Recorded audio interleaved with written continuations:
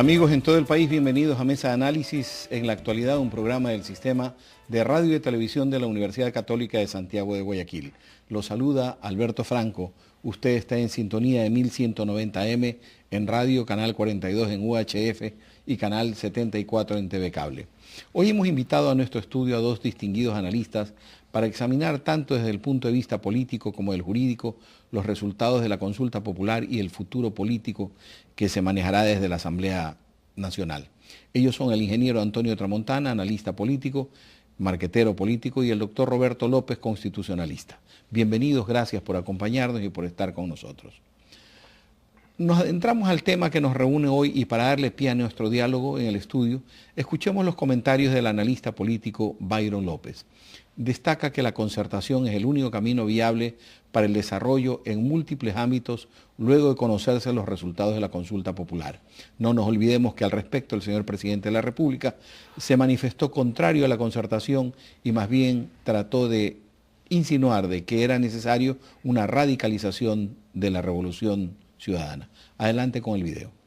Doctor Byron López, la pregunta ahora ya que se ha analizado tanto los resultados, ¿qué es lo que podemos esperar los ecuatorianos? ¿Qué se viene ahora? Yo creo que una profunda reflexión la que usted hace, y voy a contestarle con ese criterio. Viene una etapa de una concertación nacional.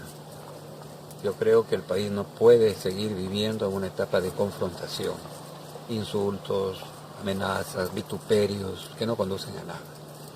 El país nuestro es un país amante de la libertad y proclive a inclinarse ante quien piensa con un criterio de país. En este instante grave, difícil, es necesario que haya una reflexión de todos los sectores, tanto del gobierno como de la oposición, para buscar dentro de lo posible senderos que conduzcan a que estos 2 años últimos de gobierno haya una conjunción del legislativo con ejecutivo, por ejemplo, que haya una verdadera fiscalización, que haya una labor legislativa seria, que no solamente espere que le manden los proyectos de ley para ellos alzar las manos, sino que haya una participación de la Asamblea en la elaboración de las leyes. Eso se logra con un liderazgo que sí lo tiene de lado y lado, pero con una condición indispensable, que haya la entereza de reconocer que hay equivocaciones en ambos sectores y que los dos tienen que entender que así no puede seguir conduciéndose el país. Es evidente que lo manifestado por el doctor López, antes que nada, gracias por estar con nosotros, ingeniero, doctor, muy gentil. Es evidente, como les decía, de que lo manifestado por el doctor es el estado del deseo y del deseo posible. Pero tampoco es menos cierto la expresión del presidente de la República. ¿Cómo podemos conciliar ambos temas mientras que por un lado se trata o se intenta, conforme dice el presidente, de radicalizar la revolución ciudadana y por otro lado notando la partición que tiene el país luego de ese 45, 43, 47, 41 en el referéndum, en donde se evidencia realmente una partición del país prácticamente en dos? ¿Cómo hacer un sincretismo, para utilizar un término un poco religioso, de las dos situaciones para lograr sacar al país y evitar de que caigamos en una confrontación más grave? Ingeniero.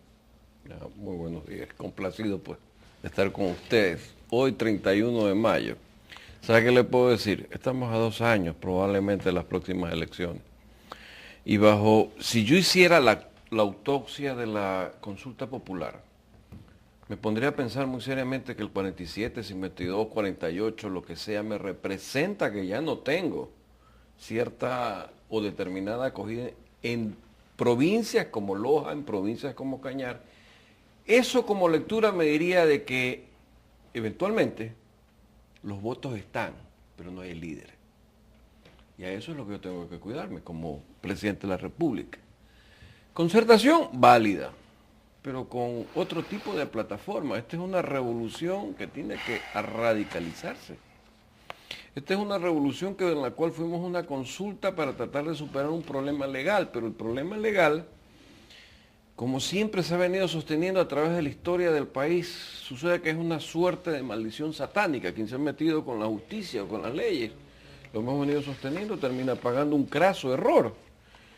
Pero si al cabo de 4, 5, 6 meses, como se sostenga, toda aquella reforma que se va a venir después de la consulta de mayo 7, si no se implementa, si el crimen organizado, porque ya no es que aquí estamos hablando de que hay sicariatos, yo creo que hemos avanzado y lo hemos sostenido también en esta mesa de diálogo, sigue incrementándose, entonces usted, malo que lo diga más allá que tengo que respetar la vida humana, pero usted verá, o se matará por combo, o se mata por combo y se incendia, o sucederá que seguirá sucediendo lo que registra, aunque el presidente ha tomado de aquí aquella versión del estado de opinión versus el estado de derecho, que es lo que está prevaleciendo.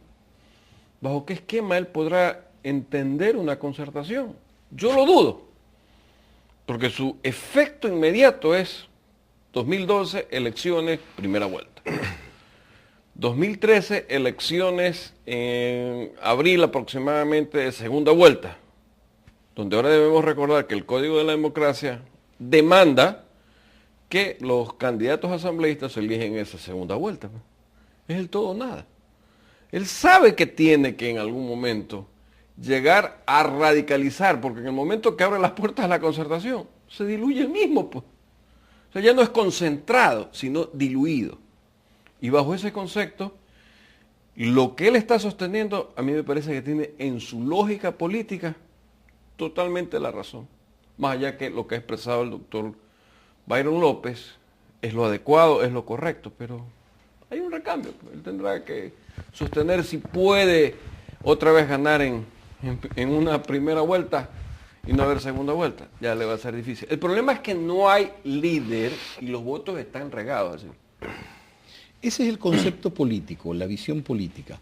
La visión constitucionalista jurídica sobre la aplicación de lo que ocurrió en este momento con la consulta popular. ¿Hasta qué punto jurídicamente es viable la aplicación de esa consulta popular? Buenos días, muchas gracias por la invitación. Mire, cualquier resultado que falsee la naturaleza de una elección es un resultado, si lo proclama el gobierno o el Consejo Electoral, que es lo mismo, es un resultado que no llama a la concertación. El artículo 198 del Código de la Democracia, aludido por Antonio, dice claramente que para que una propuesta sea aprobada en referéndum o consulta popular, tiene que obtener la mitad más uno de los votos. Yo veo, es numérico, no es ni siquiera de matemáticas, como dice el presidente, es simple aritmética. La pregunta que más votos ha sacado es la pregunta número 1, 3.620.000 me parece. Contra un padrón de 11 millones, no llegan, no a la mitad más uno, no llegan al 40% de la votación. Del padrón, porque el padrón tiene por encima 3 millones de ecuatorianos que no están, digamos, no han sido considerados porque son menores de edad, porque están fallecidos o porque no tienen cédula, en su gran mayoría, que no han sido incorporados a la votación, lo cual es una tremenda actitud antidemocrática del gobierno y del Consejo Electoral, porque el derecho al sufragio no se lo tiene por un requisito administrativo de estar en el padrón. Yo como profesor de Derecho Constitucional sé que tengo derecho a sufragar, porque nací en este país, porque me paro en este suelo como ciudadano ecuatoriano. Y si la ineficiencia del gobierno no me ha registrado, pues lo siento mucho. Yo debería de tener el derecho como ciudadano de presentarme en una columna especial en las elecciones y decir, señores, yo tengo cédula, si no consta en el padrón, lo siento mucho, pero tengo derecho a votar. Entonces, la ineficiencia administrativa del Estado ha servido para excluir a 3 millones del padrón. Pero sin embargo, considerando a los 11 millones, que no somos 11, sino 14, a esos 11 millones tenemos un resultado que viola lo que dice el Código de la Democracia y lo que dice también la Constitución, porque el artículo 106 de la Constitución establece que para ganar, así exactamente la misma reacción, para que la propuesta de referéndum o consulta sea aprobada, lo dice así, con esas palabras, tiene que tener mayoría absoluta. Y mayoría absoluta todos sabemos que es la mitad más uno, porque está definido en todos los códigos, ¿no? ¿Verdad? La mitad más uno de los votos válidos. De los votos válidos, sí, pero no del padrón. No del padrón. No, por eso le digo. Entonces, desde esa filosofía está correcta la ganancia. No, pues, porque si el padrón es 11 millones y la pregunta número 1, que es la que más votos ha sacado, tiene 3.620.000, no llegamos, pues, la mitad de 11 millones de padrón es 5.500.000 más un voto. Ellos tienen 3.600.000. Pero es que no se refiere precisamente a la cantidad de votantes del padrón. Se refiere a la cantidad de votantes que se han acercado a las urnas. No. De los votos manifestados, expresados y válidos. A los sufragantes se refiere. El padrón es el que tiene el número de sufragantes. Es que es muy hábil el señor Simons cuando difunde esa interpretación. No es así. ¿Usted tiene la disposición legal sí, a la mano? es cuestión de leerla. Leamos la Constitución primero, el artículo 106. Dice en el segundo inciso, para la aprobación de un asunto propuesto a referéndum, consulta popular o revocatoria del mandato, se requerirá la mayoría absoluta de los votos válidos. De los votos válidos. Los votos válidos son los expresados en las urnas. Ahí hay otra interpretación, porque se está excluyendo casi al 12% de la población que se ha presentado en las urnas con el concepto de voto válido. El mismo Código de la Democracia dice que voto válido es aquel que de cualquier manera exprese en forma inteligible, es decir, en forma comprensible, la voluntad del elector. Cuando yo me enfrento a una votación y tengo que escoger entre sí y no, pero yo como profesor de Derecho Constitucional sé que la consulta es inconstitucional, yo digo, yo no voy a escoger ni la opción sí ni la opción no.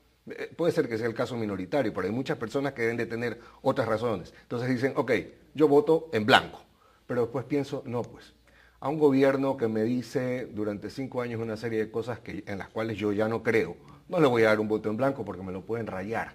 Entonces lo anulo, pero ¿es correcto que me obliguen a anular el voto? Pues mira, no me queda otra opción para expresar mi rechazo al gobierno, porque si no diría sí. Voy a tener que anular el voto, porque no lo puedo depositar en blanco porque me lo pueden rayar. Entonces, el voto nulo tiene una serie de manifestaciones de la voluntad que no necesariamente están relacionadas con la invalidez. Sí, yo es también un voto de considero, rechazo. Yo también considero que el voto nulo es una forma Es una forma de expresión. Y es una forma de expresión, en mi criterio, es una forma de expresión que va más allá de la simple negativa. Va más allá del decir no. Sí.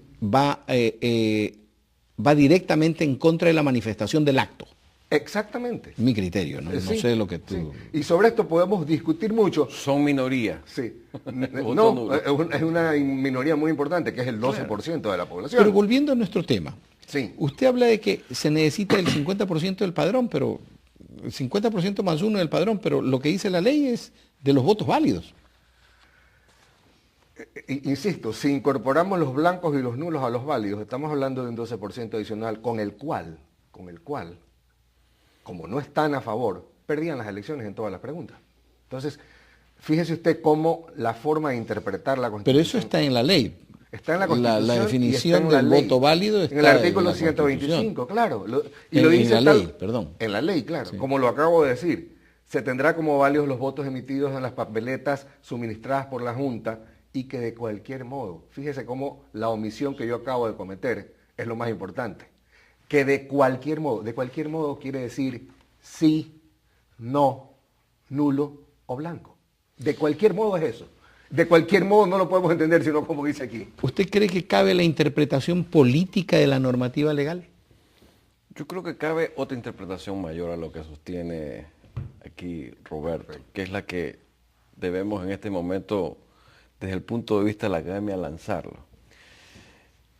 Independientemente de lo que él dice, que se lo voy a contestar, yo pregunto, ¿las 12 provincias que se pronunciaron por el no tienen alguna validez? Su aparente decisión de decir no. Y cabe hacer una reflexión aquí. Si cuando para un asambleísta, llámese diputado o legislador, sube por minoría, porque hay una votación de minoría, de una masa de votos válidos, que le dan la opción, la incógnita dentro de la jurisprudencia sería, ¿y si una provincia dice no? Pasa a ser minoría sin tomar en cuenta, ¿y por qué no? Porque el Estado es unitario. Perfecto.